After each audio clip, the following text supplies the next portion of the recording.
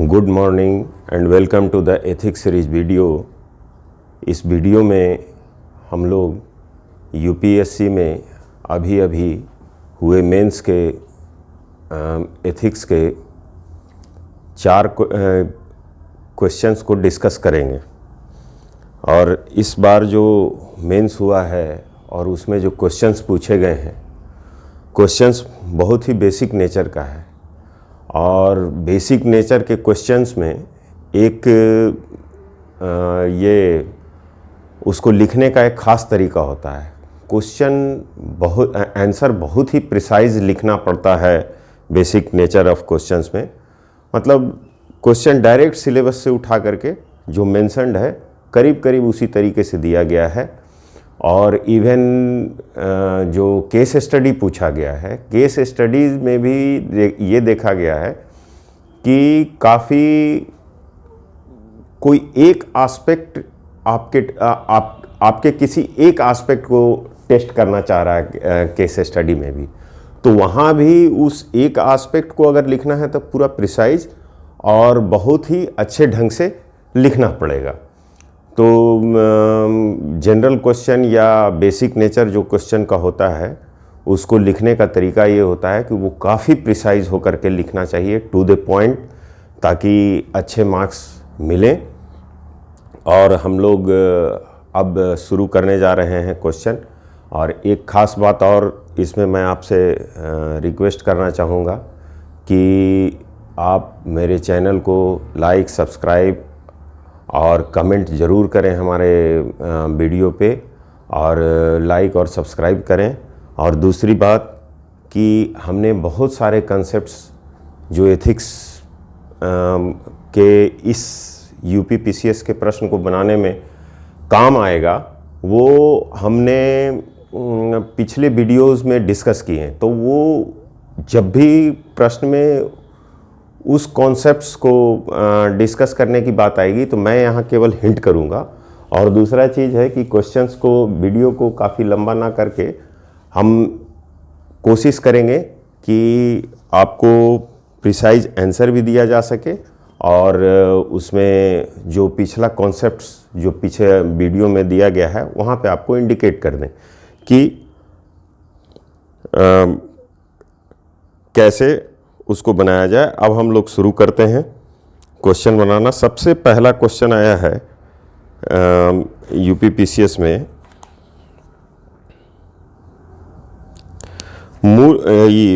Discuss the role of family, society and educational institutions in inculcating values.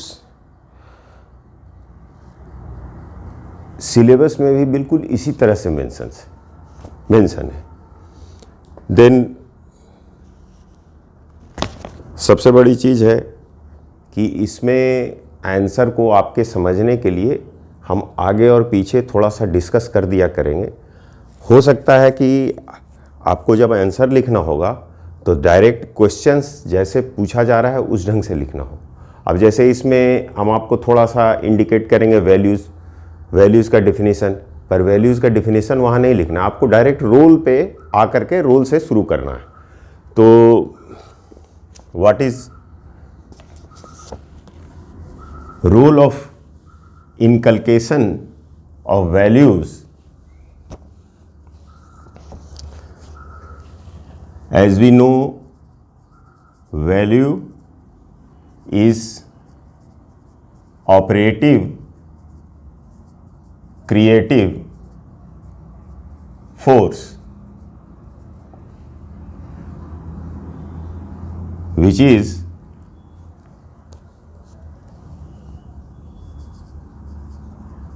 self-evolved to guide us. It gives meaning and direction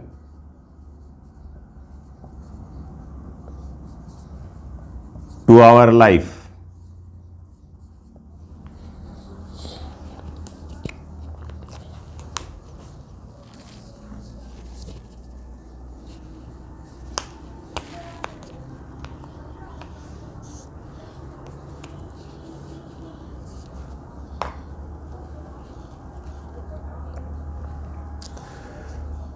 most of the problem of world solve हो जाए अगर हम लोग थोड़ा सा इन बातों पर अगर ध्यान दे दें कि अगर हम लोग लेस ग्रीडी और सेल्फ इफेसी में अगर हम रहते और लेस ग्रीडी रहते और मोर कंसिडरेट टुवर्ड्स ह्यूमंस अगर हम रहते तो more considerate towards humans other species और नेचर अगर हम रहते तो मोस्ट ऑफ द वर्ल्ड का प्रॉब्लम सॉल्व हो जाता। और ये जो consideration to the other species और नेचर जो आता है या सेल्फ इफिकेसी या लेस ग्रीडी होना ह्यूमन बीइंग का, वो आता है आपके वैल्यू सिस्टम से। तो सबसे पहले हम लोग फैमिली के रोल को देखेंगे।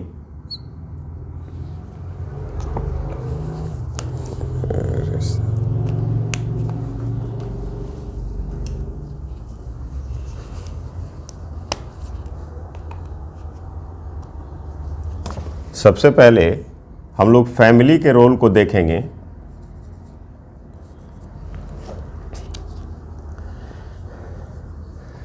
Environment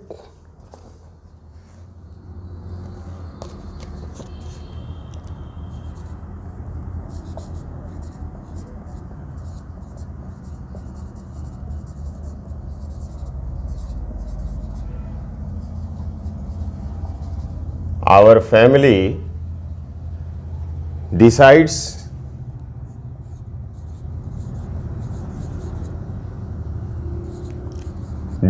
our value.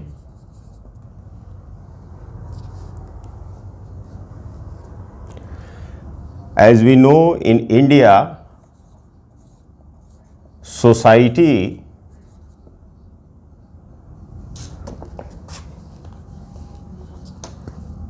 and not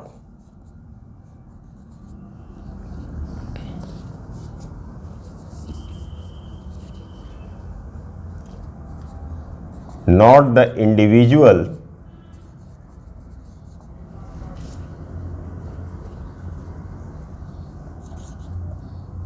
is the basic unit of our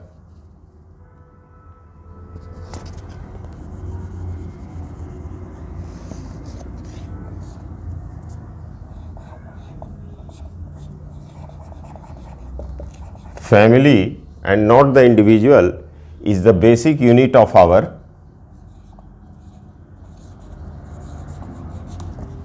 society.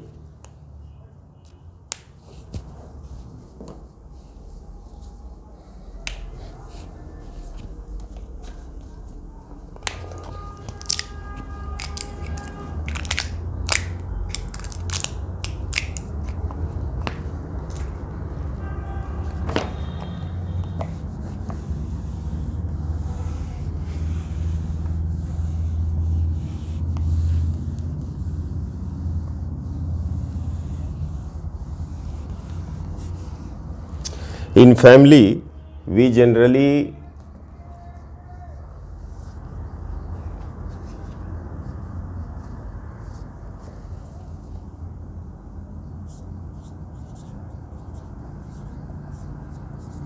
principal predominantly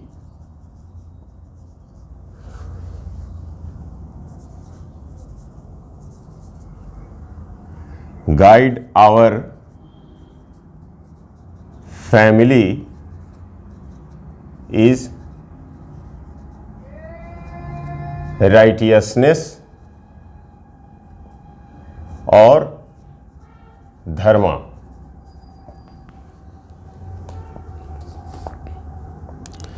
plus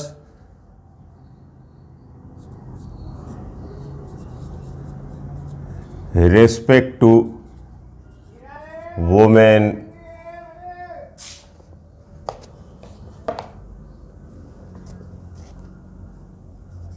elders, teachers,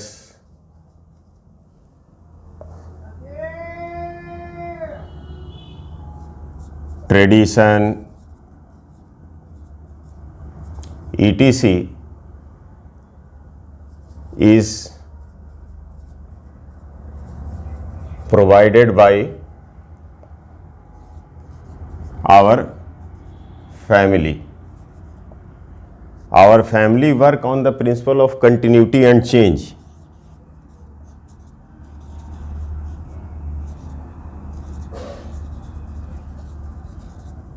New members are added through marriage or birth, and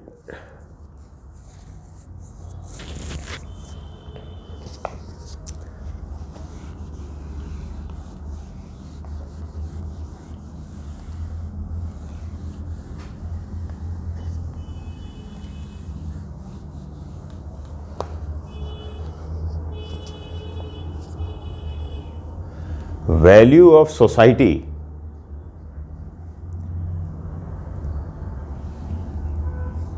Now we will discuss role of society in inculcating value in us.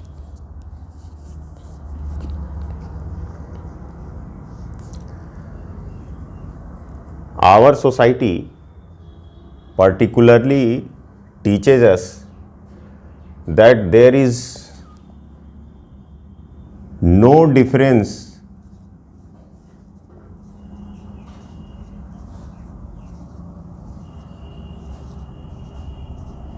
sacred and secular, and that's in this way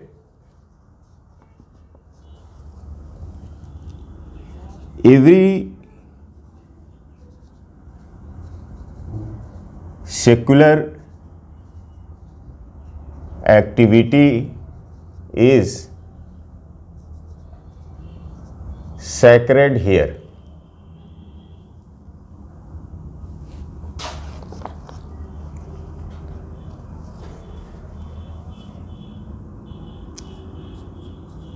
Fair, festivals,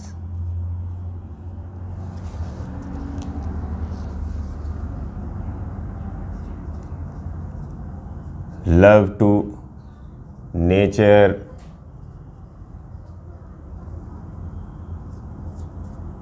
different community,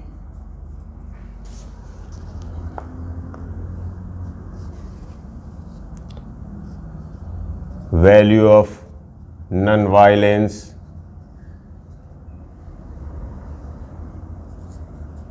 etc., all taught by our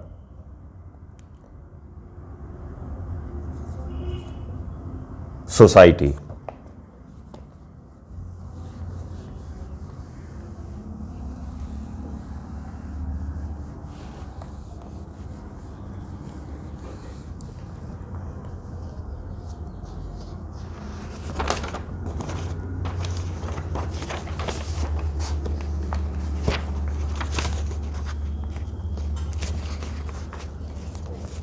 इस corona संकट में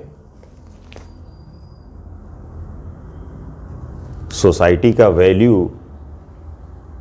जो हम लोगों का था और family values में जैसे योगा करना या खाना को अभी भी ट्रेडिशनल वे में बनाना जिससे हमारा इम्यूनिटी बरकरार रहा, और सोसाइटी में भी कम्युनिटी लेवल पे वर्क करने के कारण हम लोग कोविड में बहुत सारे हम लोग एक दूसरे का हेल्प किए और सिविल सोसाइटी बना करके, और हम लोग जो डाउन ट्रोडन और लेबर जो माइग्रेट कर रहे थे उनको हम लोगों ने काफ़ी हेल्प किया, और इस तरह से सरकार को हमने काफ़ी मदद की।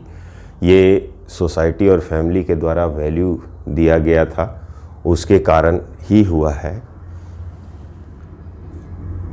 Now we will discuss about the role of education.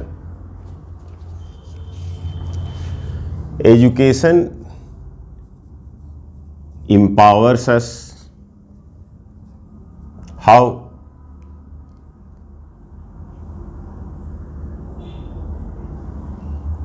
it provide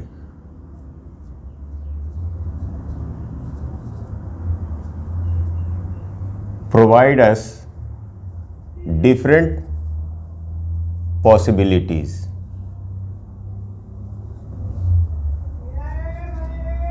To choose.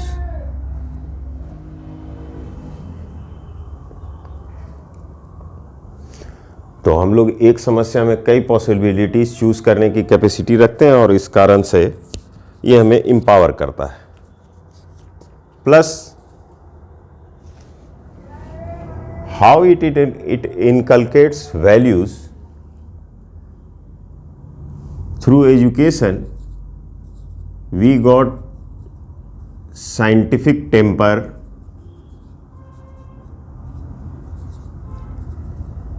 spiritualization of science,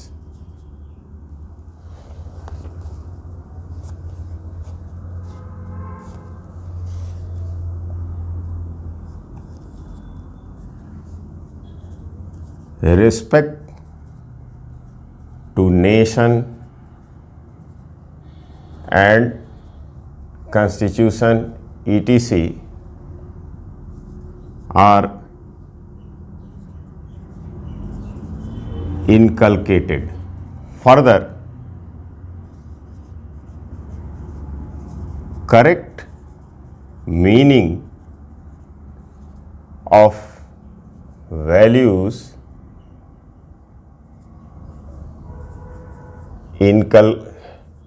inculcated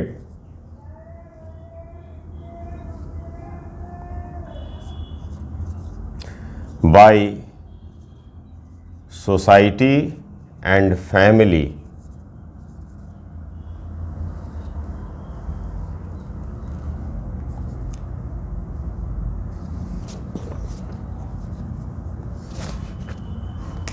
is provided by educational institution. Educational institution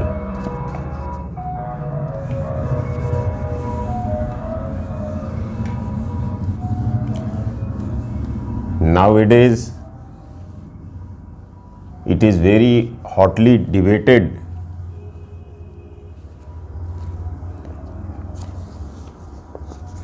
debated subject और इसीलिए न्यू एजुकेशन पॉलिसी लाया गया है सो दैट कि our education become more value based. अब हम लोग दूसरे क्वेश्चन पे आते हैं.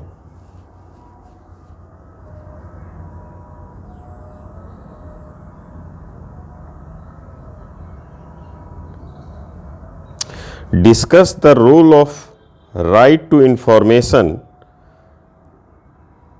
for transparency in governance.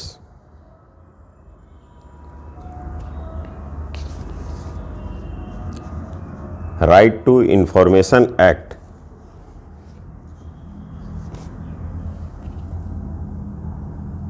played important role in increasing transparency. How?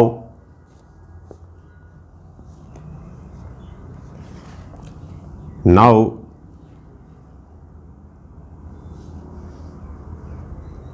any citizens can request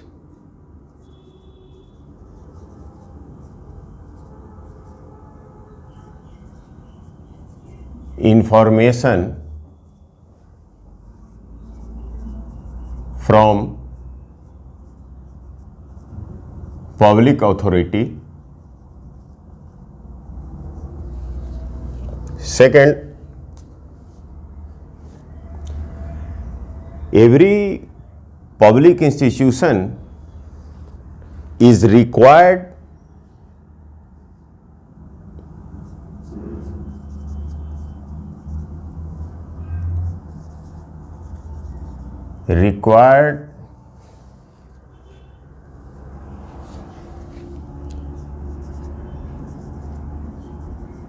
to computerized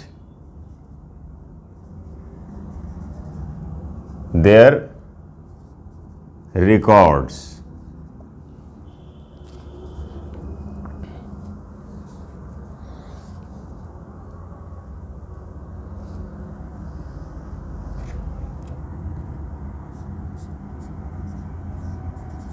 Information sharing regarding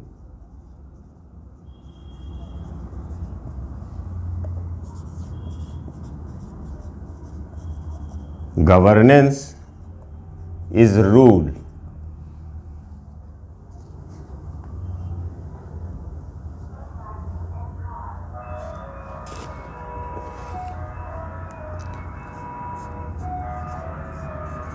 information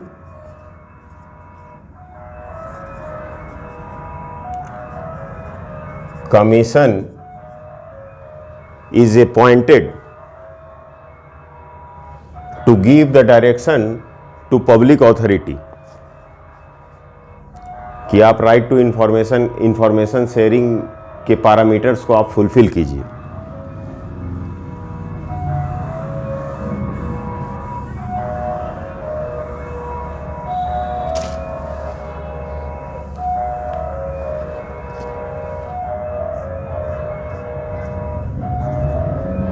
In actual practice,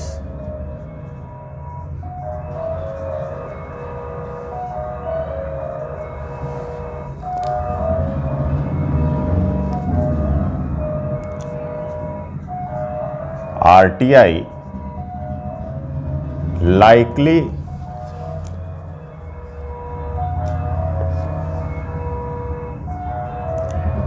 to conflict with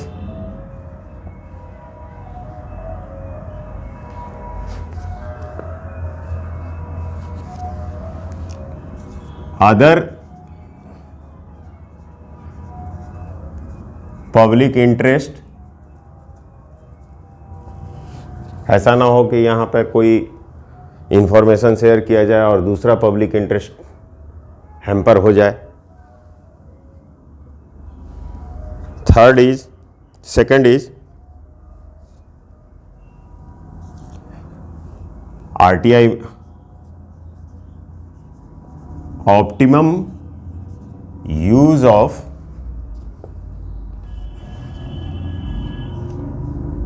limited fiscal resource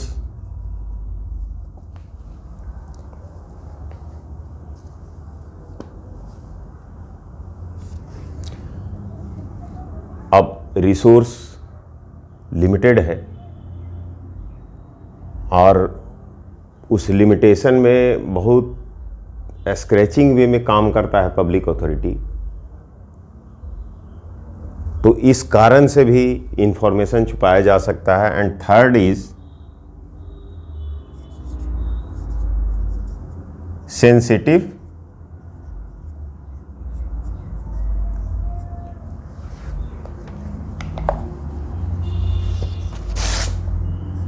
sensitive nature of information. National security या इन सब चीज के कारण, but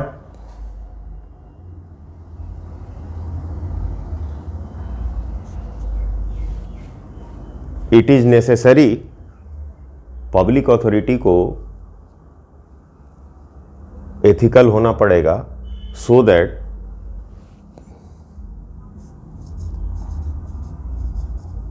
कि harmonise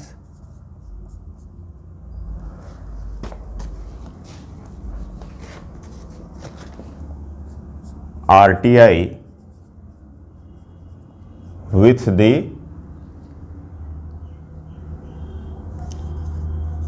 conflicts, इस conflict से harmonise करने की जरूरत है और इसके लिए एथिक्स की जरूरत पड़ेगी।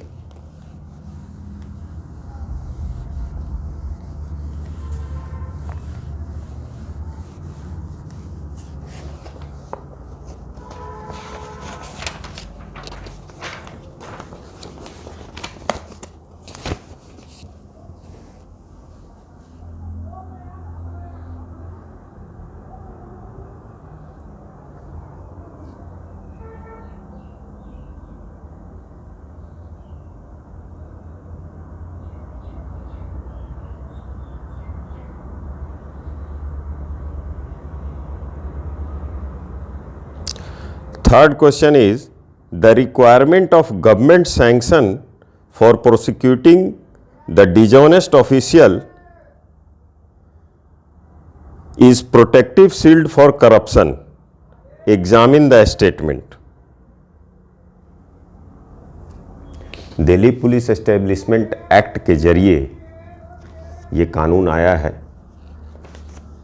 And permission of union government is required in initiating the investigation against an officers the rank of joint secretary and above. Joint secretary और उसके ऊपर के अधिकारी को अगर प्रोसिक्यूट करना होता है तो उसके लिए सरकार से परमिशन की ज़रूरत पड़ती है. Section 19 of the prevention of corruption act 1988 and section 197 of IPC में इसकी चर्चा की गई है. बट अब आंसर हम लोगों का शुरू होगा.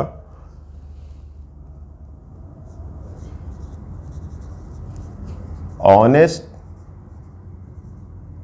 officials need protection. However, this power should not be used to protect the corrupt officials.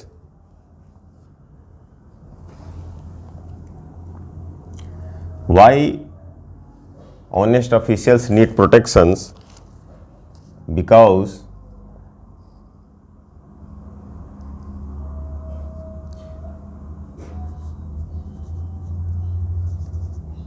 anti-corruption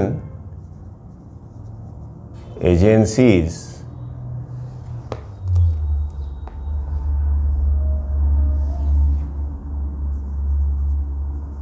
do not appreciate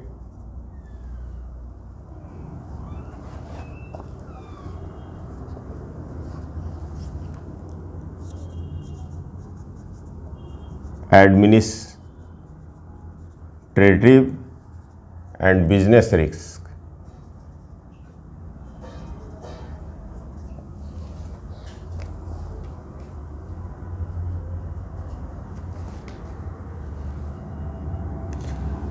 They may tend to misinterpret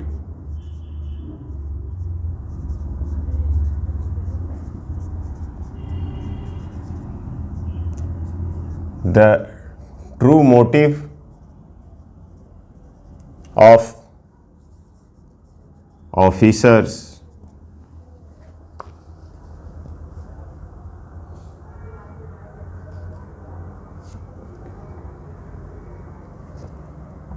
however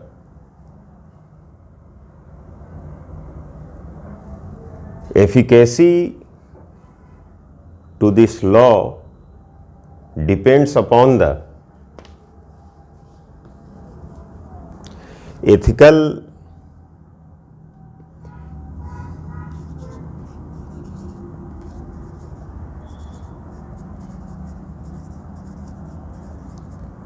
standards of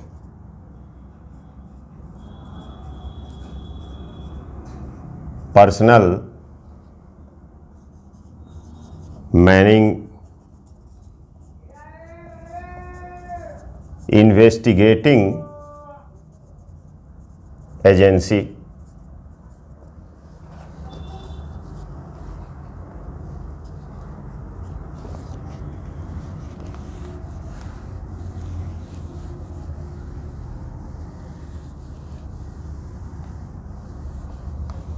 It is very much easy to involve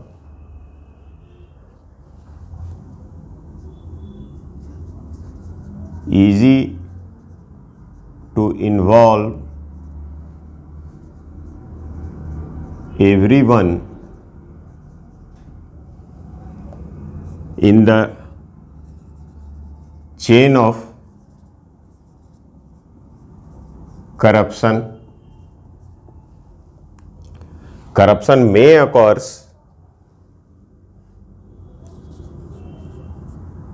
even after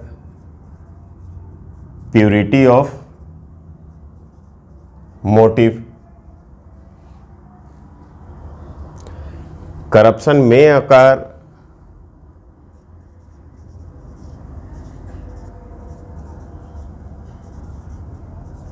at specific points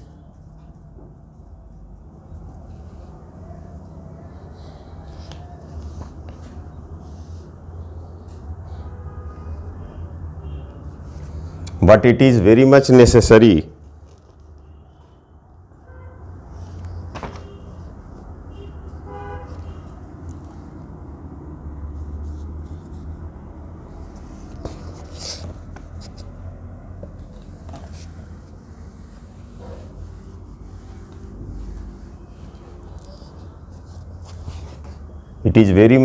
necessary to ensure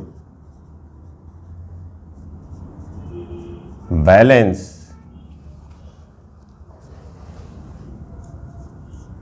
between equality before law and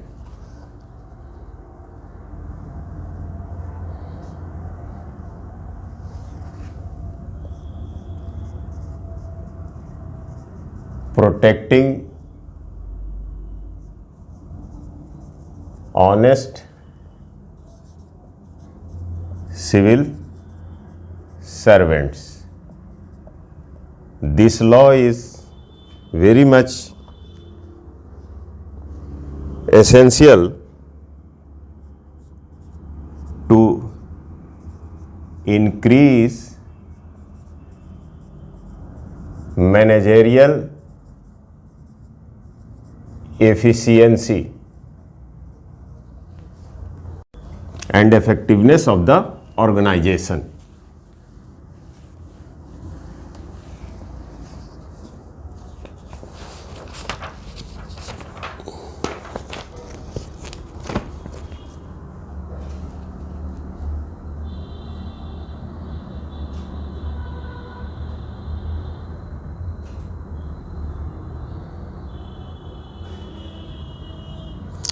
Discuss the following in the context of civil services: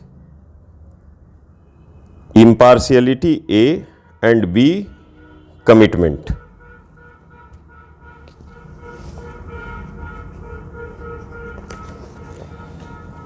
What is impartiality?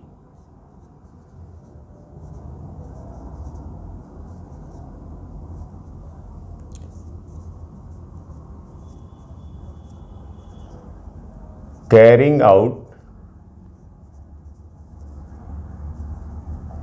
businesses such as public appointment, awarding contracts, reward recommendation in recognition of the beneficiary of the welfare programs. Carrying out, ये सारी चीज़ें carry out होनी चाहिए merit based.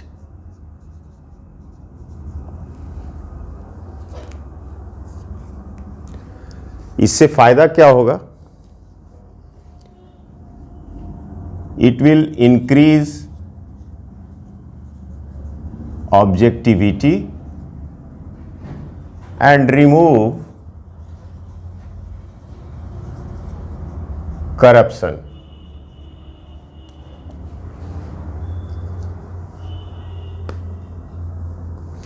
Conflict of interest, nepotism, इन सब चीज़ों को ये हटाएगा।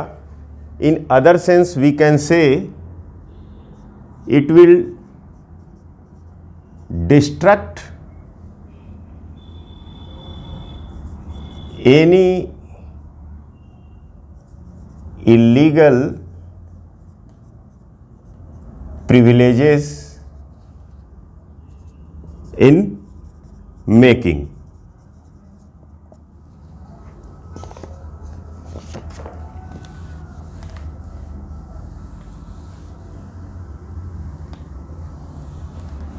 सेकेंड जो एस्पेक्ट है, it has commitment,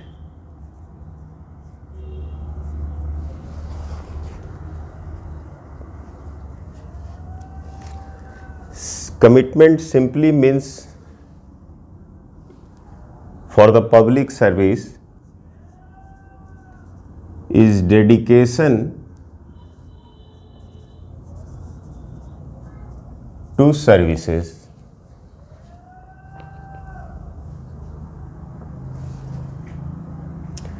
What it will do?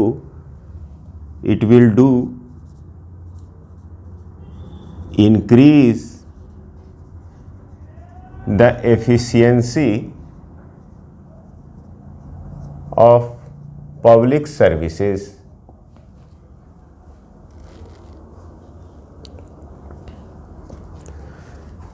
which will lead to the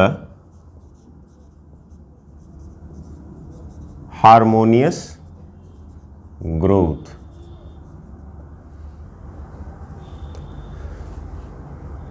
impartiality privileges को डिस्ट्रक्ट करेगा और कमिटमेंट हार्मोनियस ग्रोथ की ओर ले जाएगा आपको, और ये दोनों मिला करके एम ऑफ एथिक्स होता है। और तीसरी बात कि action is ethically neutral, it will either upgrade you or degrade you. If you will perform your work with ethical standard, it will improve, upgrade you, and if you will perform your work unethically, it will degrade you.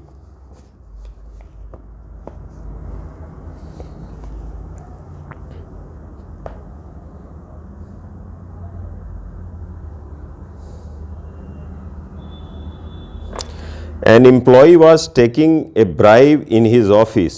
His officers caught him red-handed. The officer knows that if he is dismissed from his job, his old parents will become homeless and destitute. Therefore, the officers let him with warning only. Imagine that you are the same officer. What you will do in this situation? Discuss in detail. ये question decision making का है कि आपने decision कैसे लिया। अब इस question में प्रश्न उठता है कि ऑफिसर्स, और जिस ऑफिसर ने उसे पकड़ा था उसने लीनियंसी दिखाते हुए उसे छोड़ दिया, कि उसके माता पिता का क्या होगा। तो अब माता पिता के बारे में उस अधिकारी को भी सोचना चाहिए था जिसने घूस लिया था, क्योंकि जब वो घूस ले रहा था तो उसको ये देखना चाहिए था कि अगर हम पकड़े जाएंगे तो पकड़े जाने के बाद मेरे माता पिताजी का क्या हुआ। ये चीज़ तो उसने नहीं सोचा। दूसरी बात कि लीनियंसी दिखाना कोर्ट का काम है, इस अधिकारी का काम नहीं। तो question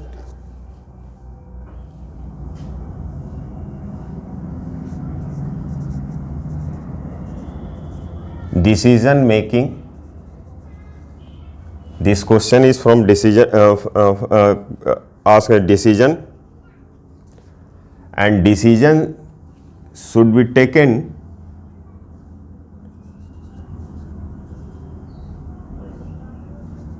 consciously. Further, how decision will become conscious decision when it won't be taken in, not in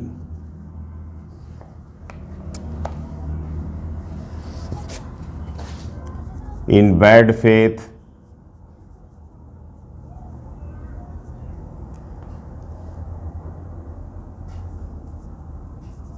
personal interest,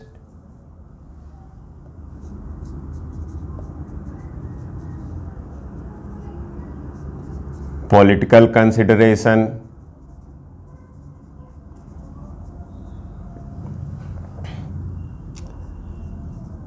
peer pressure, public opinion,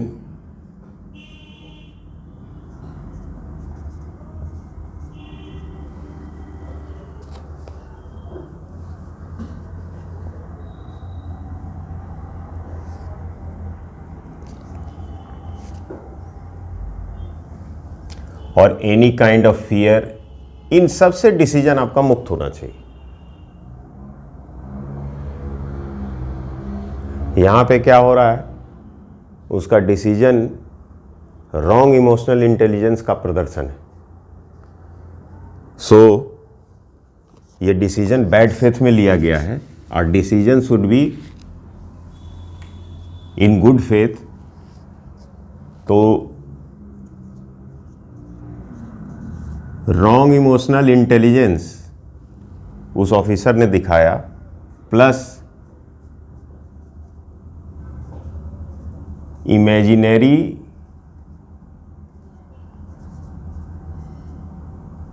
situation कि उनके माँ बाप का क्या होगा, ये दोनों मिला करके decision became of bad faith.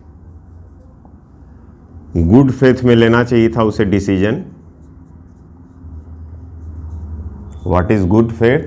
When you perform your duty as when you perform your duty as complete free man and freedom from all those vices which we have discussed earlier, like free from peer pressure, selfish interest, etc. etc.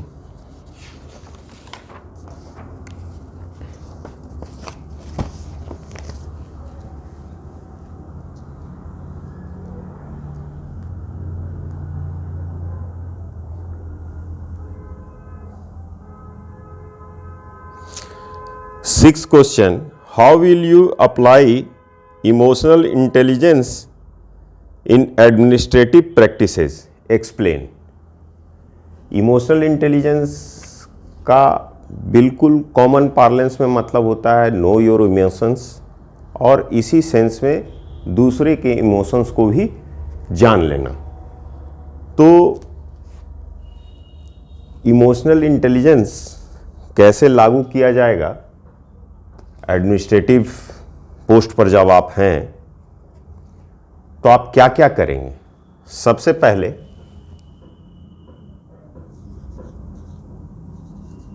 Goal orientation. हमेशा आप work करेंगे गोल orientation में, higher ideal से अपने को ओतप्रोत रखेंगे और उसी के हिसाब से गोल काम करेंगे। ऑफिस में आपको बहुत छोटा गोल मिल सकता है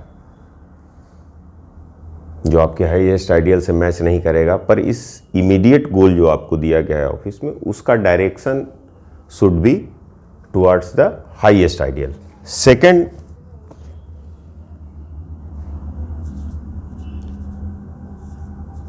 ऑर्गेनाइज योर लाइफ। आप अपने आउटर लाइफ को एक डिसिप्लिन्ड वातावरण में आप रहना सीखें। ऑफिस में भी डिसिप्लिन मेंटेन करें। Organise life will provide inner creativity.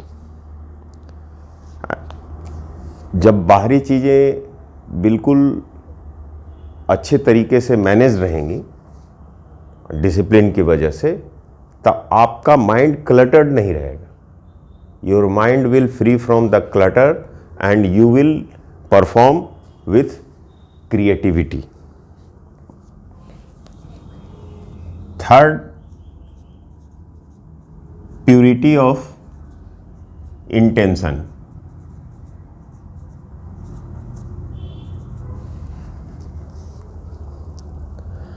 100% commitment to the higher goal is called the purity of intention.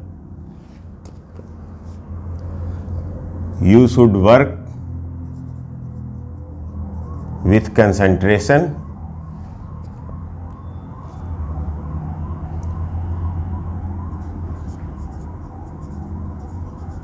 detached worker की तरह आपको काम करना है. How you will work as a detached worker? Work as contributor.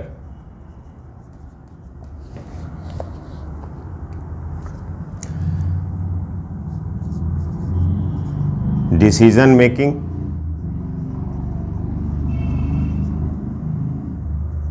में आपको कुछ रूल्स है जो हमने बताया कि बैड फेथ में डिसीजन नहीं लेना, उसको फॉलो करना है.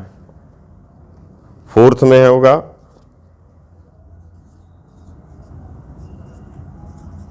वर्क कल्चर इंप्रूव करेंगे एथिकल कोड डाल के,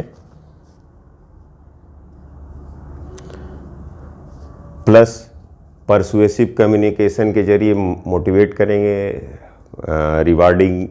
रिवार्ड वगैरह की व्यवस्था करेंगे अच्छे वर्क के लिए. दूसरा चीज़ टाइम मैनेजमेंट,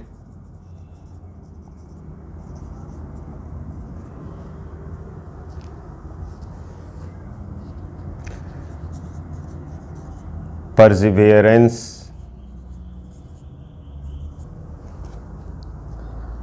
मतलब कि टू डील विथ प्रेशर से कैसे डील करेंगे. शेयर टास्क और problem with others, avoid procrastination, मतलब कि तुरंत डिसीजन लेंगे, कल पे टालेंगे नहीं. यूज़ टाइम लॉग, सब चीज़ लिख करके एक जगह पे रखा जाएगा ऑफिस में कि कब क्या करना है, काम के प्रायोरिटीज़ को फिक्स किया जाएगा. इस तरह से इमोशनल इंटेलिजेंस को आप डाल सकते हैं.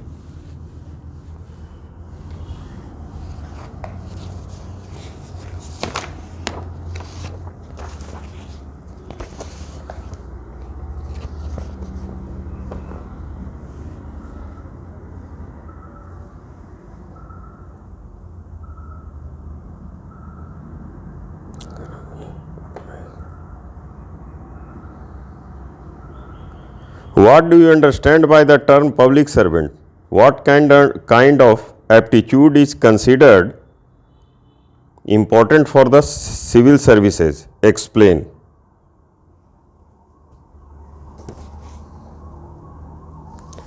In democracy, every holder of public office is accountable and responsible ultimately to the public. इसी को पब्लिक सर्वेंट कहा जाता है. डेमोक्रेसी में सभी जो भी पब्लिक ऑफिस होल्ड करते हैं वो जनता के प्रति जिम्मेवार हैं, उसी को ये कहा जाता है. तो fundamental principles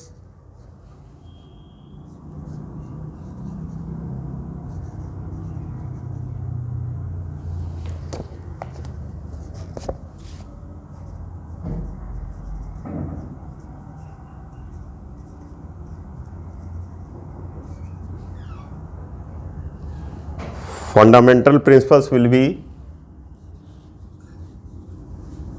selflessness, decision should be in public interest only. Second, integrity, public officers should not place themselves under any financial or other obligation. किसी से एक पैसा नहीं लेना. ऑब्जेक्टिविटी,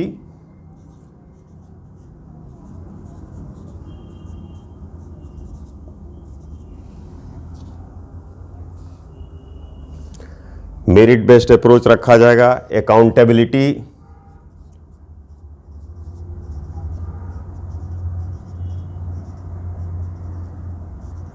अपने काम काम के लिए खुद को रिस्पॉन्सिबल मानना, ओपननेस मीन्स ट्रांसपेरेंसी, ऑनेस्टी, ये सब कुछ फंडामेंटल प्रिंसिपल्स हैं जिस पे वर्क करना है। और ये सब अगर मिला देंगे तो डिजायरलेस एक्शन एक वर्ड में कहा जा सकता है।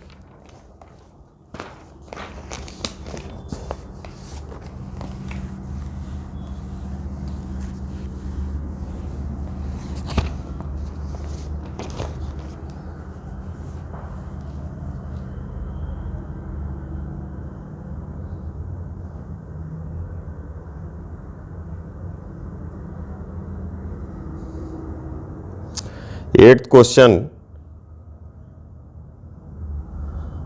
Differentiate between the following: A tolerance and compassion and B attitude and aptitude.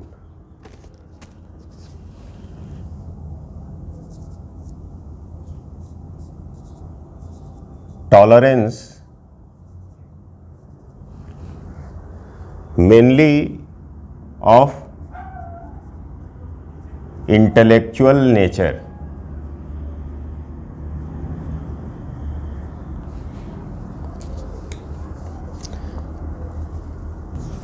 जब आपका विवेक और discriminating faculty means right wrong करने का जो डिसीजन है वो अगर यूनिटी इन डाइवर्सिटी के प्रिंसिपल पर, मतलब कि सभी लोग एक कॉमन सोर्स से आए हैं, अगर उस पर वर्क करता है तो आपके जो विवेक है और बुद्धि है उसमें टॉलरेंस का आधान होता है। इसमें इमोशंस की मात्रा कम होती है और बौद्धिकता ज़्यादा होती है। Similarly compassion, when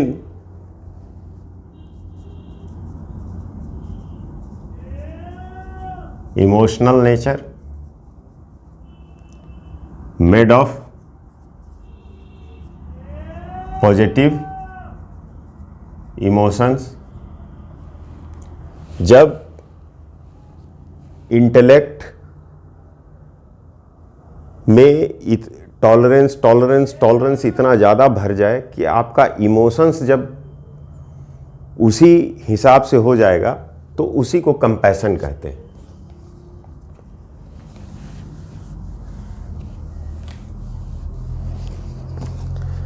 now we will make attitude.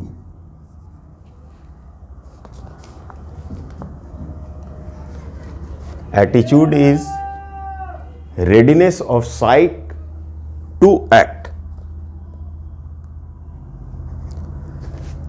अब आप समझिए कि मेन जो डिफरेंस होता है readiness of psyche to act, its direction is inner direction। जो डिफरेंसेस आपको दिखाना है, इनर डायरेक्शन। किसी भी चीज़ का इंफॉर्मेशन आपके माइंड में आता है, it will make a neural pathway. उस न्यूरल पाथवे में क्या होता है कि अगर बार बार वही काम को करेंगे, it will turn into habit and will go into the subconscious mind, and from there it will come time to time as impulse, और that habit will go into the subconscious mind as sanskara, and that sanskara will come again in your conscious mind, and that will be called attitude or impulse, what you can say readiness to act। और उसी impulse या संस्कार के जरिए your psyche remain prepared, ready to act। attitude तो इसमें आपने देखा कि जो सेंस से परसीव किया है वो सबकॉन्शस और सबकॉन्शस से कॉन्शस में आता है, तो इसका डायरेक्शन इनर है।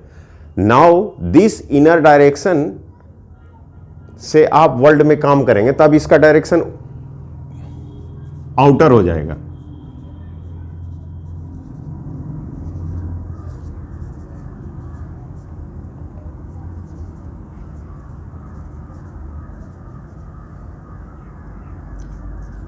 know how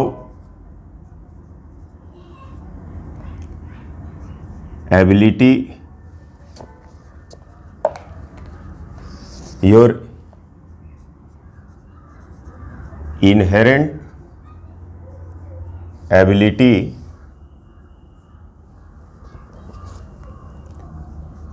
to perform।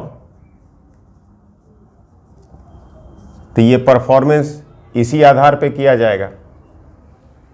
तो जो आपने परसीव किया उसका इनर डायरेक्शन हो गया, जब आप परफॉर्म करेंगे तो आप आउटर डायरेक्शन से नो और जानेंगे, तो ये होगा। यही डिफरेंस है दोनों में।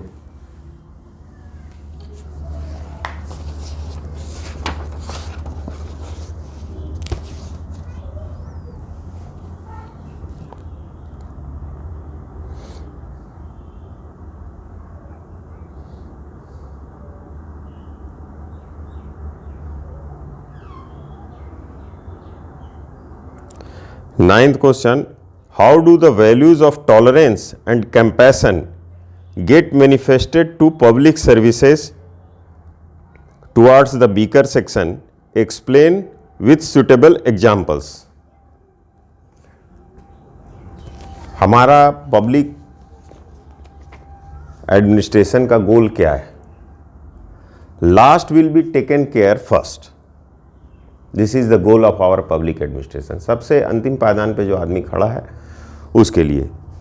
इस देश में रिसोर्स क्रंच है, रिसोर्स की का प्रॉपर यूटिलाइजेशन न होने की वजह से क्रंच है।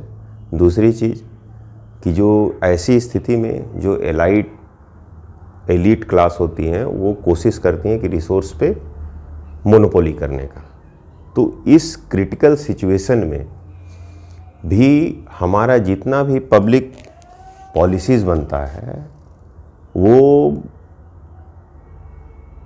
इसी आधार पे बनता है कि सबसे गरीब आदमी को सबसे पहले फ़ायदा पहुंचाया जाए। Still public oriented policy. Example for this मनरेगा, housing scheme, electricity to everyone, free electricity to farmers and free electricity to everyone, to weaker sections, plus Ujjwala scheme and health pension scheme. During COVID-19 crisis, act of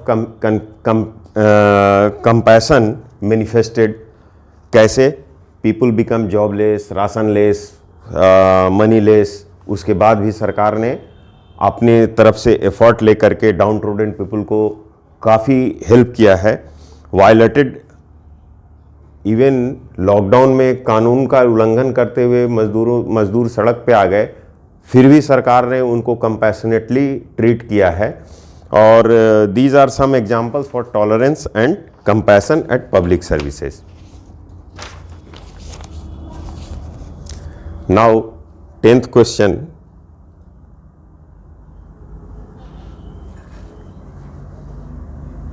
now last question of this section, explain the importance of persuasive communication in attitudinal change। इसको हम लोग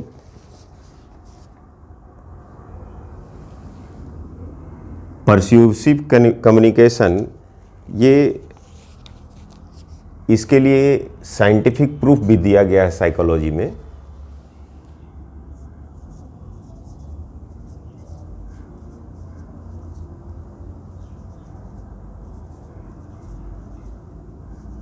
talks about mirroring neurons और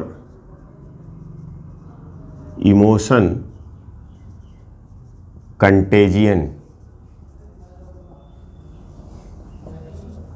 ये neuron कहाँ पाया जाता है? Pre frontal cortex में। ये क्या करता है कि जब भी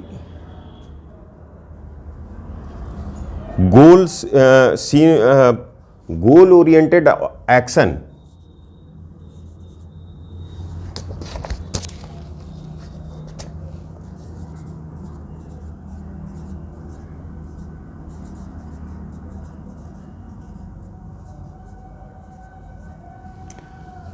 गोल ओरिएंटेड एक्शन जब भी कहीं दिखेगा, या जैसे कोई आदमी अगर बहुत गरीबी में पड़ा हुआ है तो आपको लगेगा कि इसकी मदद होनी चाहिए, तो वहाँ पे गोल ओरिएंटेड एक्शन की संभावना है, उसी से आपके अंदर का न्यूरॉन फ्लक्चुएट करने लगेगा। यही कारण है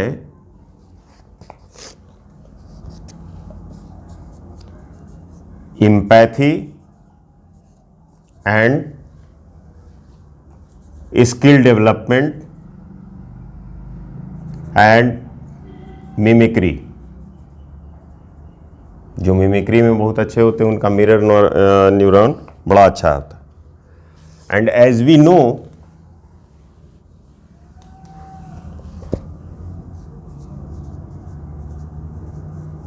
परसेप्शन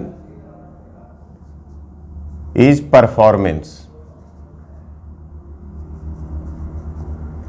बहुत बार ये होता है कि कोई भी चीज़ अगर आप परसीव करते हैं और उसको बिल्कुल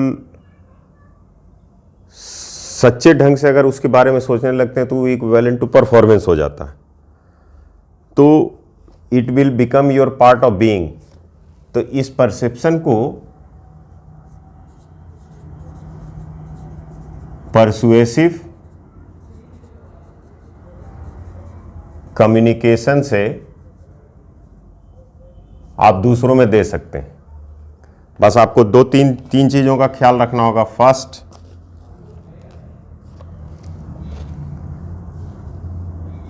जिसको कहते हैं logos, communication must appeal to the logic of listeners. दूसरा, pathos, communication must appeal to the emotions of the listeners. और तीसरा, कम्युनिकेटर मस्ट पजेस ऑथेंटिसिटी। और परसुएसिव कम्युनिकेशन में सबसे अच्छा तरीका होता है स्टोरी टेलिंग। आप कहानियां सुना सकते हैं